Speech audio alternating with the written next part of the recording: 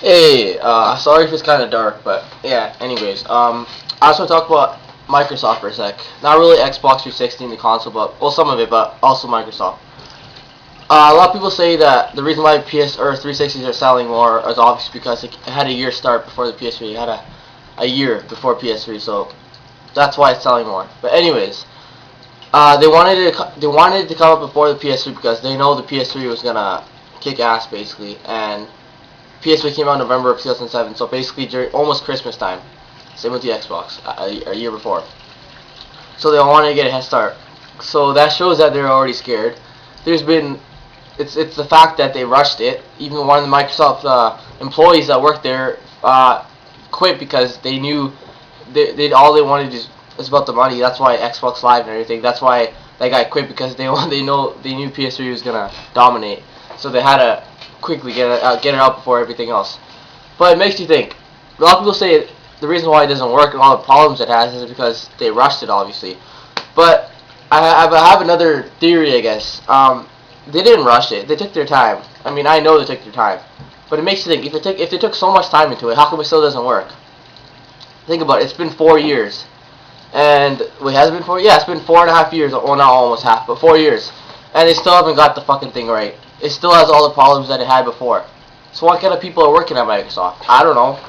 Maybe maybe I should talk to some people that work at Microsoft. I don't know. And see what they're actually doing there. Because it makes you think. It's been 4 years. 4 years. And they still haven't got it right. Like I said, the failure rates. Yes, I know it's 17% right now in the arcade. But it's still 17%. So how come it takes 4 years? I don't know. Sony, you only take 1 second. The console is done and that's it. They didn't have any problems. So I think Microsoft's stupid. Like, I don't know what kind of people are working there, but I need to figure that out.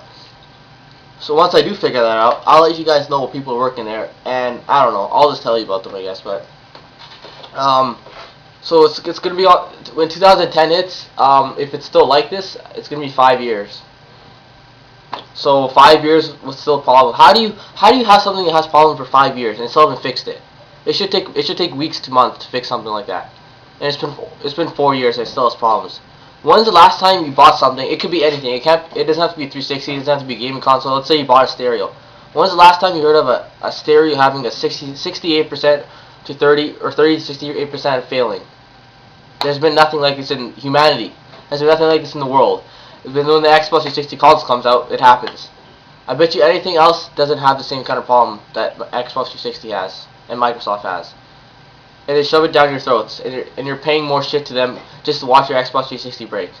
And this is just a rant on basically the Xbox and how stupid Microsoft is. It's nothing about the games or the Xbox Live, because I've already said everything I had to say in those videos.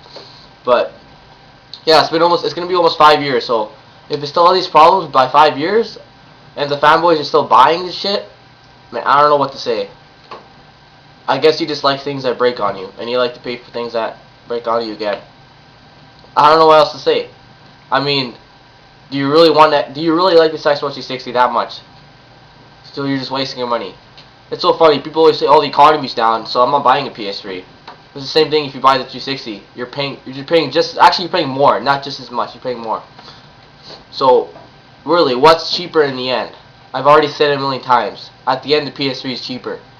People always say, when they see a console in the stores, there's two of them. There's 360 and there's PS3. Let's say you're a parent.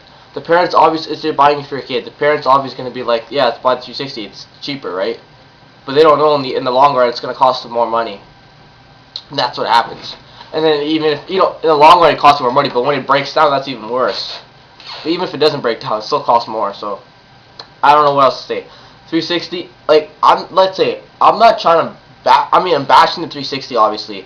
I'm not saying I totally hate the system, but let's say all the problems were fixed. Let's say it didn't even have problems when it first came out. It was just like the PS3, just like Nintendo Wii. It had no problems.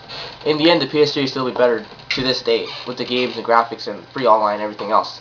So it'd still be better even without the problems.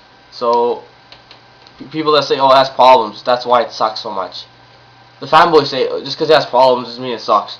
Well, let's say it didn't have problems at all. It would still suck. It wouldn't be as good as a PS3.